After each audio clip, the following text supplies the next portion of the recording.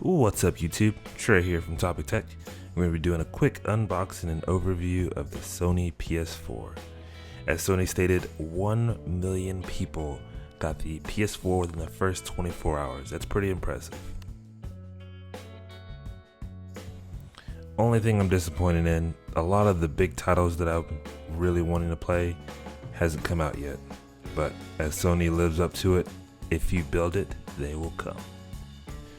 I know Watch Dogs got pushed back until June. Metal Gear Solid is also pushed back until spring of next year. So some of those are the main titles that PlayStation is really known for. And it's kind of sad to see that they didn't actually come out with the launch day lineup. Now Sony went out of their way to put jet black on the side of the box. So all that tells me is that there will be multiple colors. Kind of sad. It should always be one color. Color shouldn't matter. But apparently it will.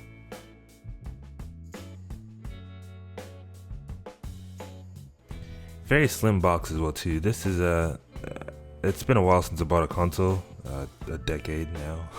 And this is really kind of alarming. It more looks like a laptop box. It's pretty crazy. It's pretty thin, very light, not as heavy as I thought it would be. Now there are very few places that are actually sold out, so if you haven't gotten one yet and you're still debating whether to get this or the Xbox One, you do still have time to go pick this up in most locations. It's not too hard at all. You can even order it online. It's just sold out in some places, but you can actually find it.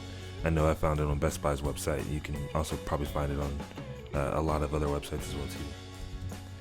Here is the DualShock 4 controller.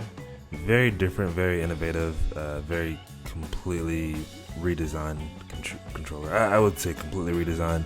They more or less added things and took some things away, but very comfortable in your hand. It feels a lot more solid, honestly, than the DualShock 3, and 10 times better than the DualShock 2. That those two were very much different, but this one's absolutely going to be fun to use. Got some manuals. Don't need those. Well, this first pamphlet is actually going to give you PlayStation Plus for 30 days, which is awesome. You can try to type these codes if you can read them. I've already used them all, so I wouldn't even waste your time. But yeah, pretty cool free goodies that they give you inside the box.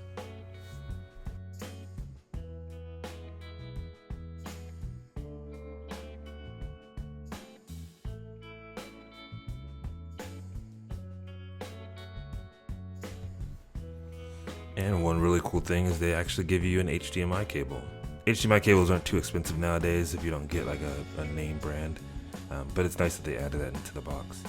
Get the power cord, and this looks like it is a USB cable for the charger. So for the controller, you can charge it through micro USB, which most smartphones nowadays even use as well too. And it also gives you, honestly, this pretty cheap headset. I'm not going to use this.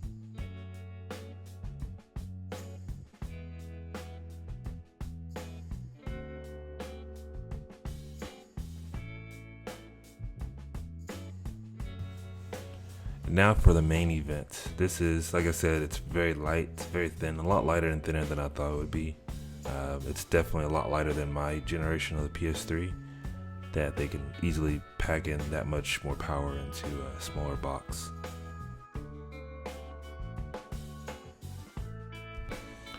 Here's how the front looks. Simply 2 USB ports and the slot tray. Here's the side. It does get fingerprints on the clear part. And then here is the back of it.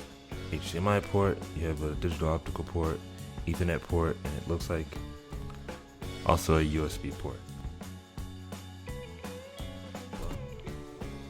So here's a look at everything that comes inside the box. So you get the DualShock 4 controller.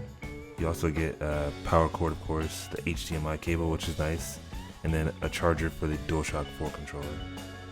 Here's a look at this side by side. Here's my PS3. This is one of the first generation PS3s. The one that you can play backwards compatible to PS2 and PS1 games. But yeah, look how thick it is compared to the PS4.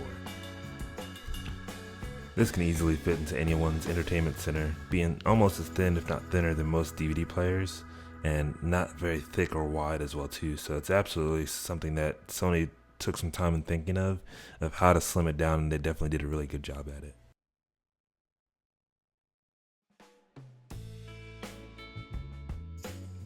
that is pretty much it. Let me know in the comment box down below whether you got a PS4 as well too and how much you like it, or if you're waiting and holding off to see how the Xbox One plays out.